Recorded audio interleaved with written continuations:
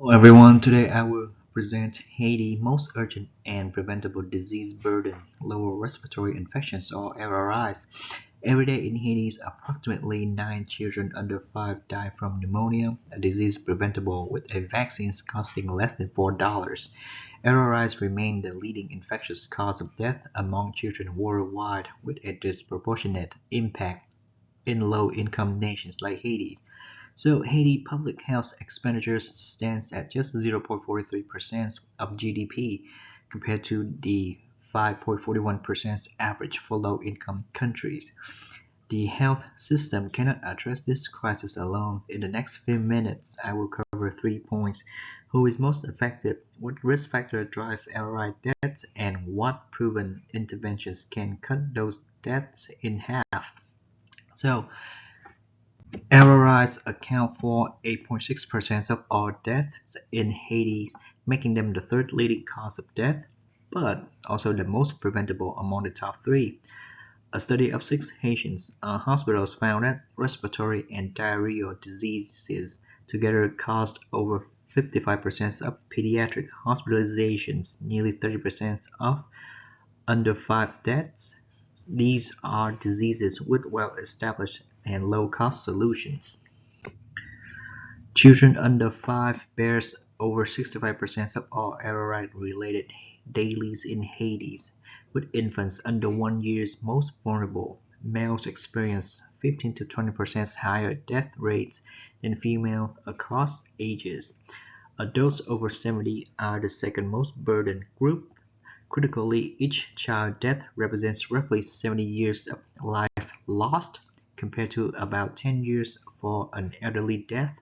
So the daily burdens among children far exceeds what raw death counts suggest. So, six factors that drive Haiti's LRI crisis. First, child malnutrition. 22% of children under 5 are stunted, weakening their immune system. Second, only 35% of the population has access to basic sanitation.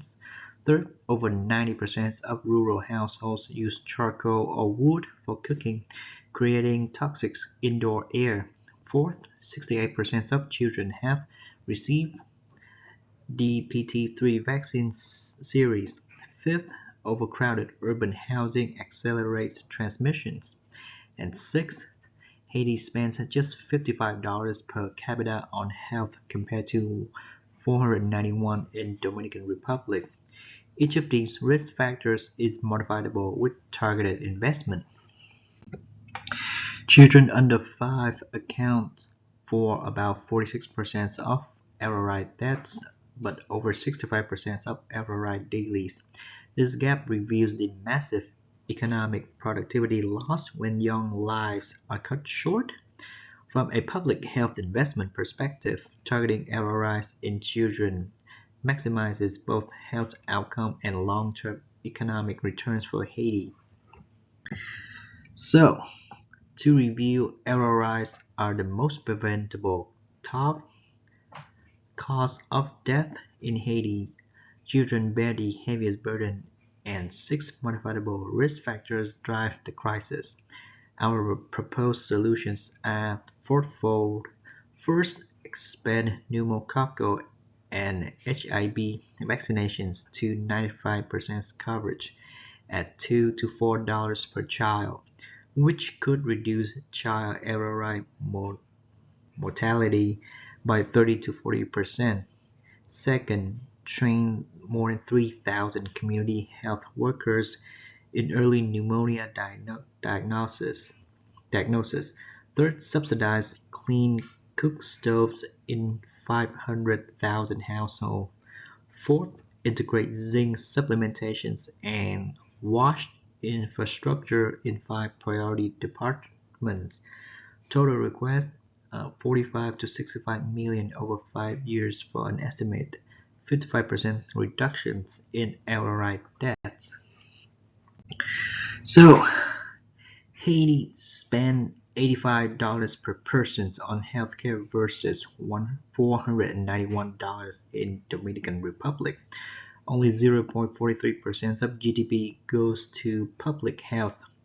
Our life expectancies of 65 years trail the regional average by nearly a decade, but errors are preventable and interventions are proven, and the cost is modest.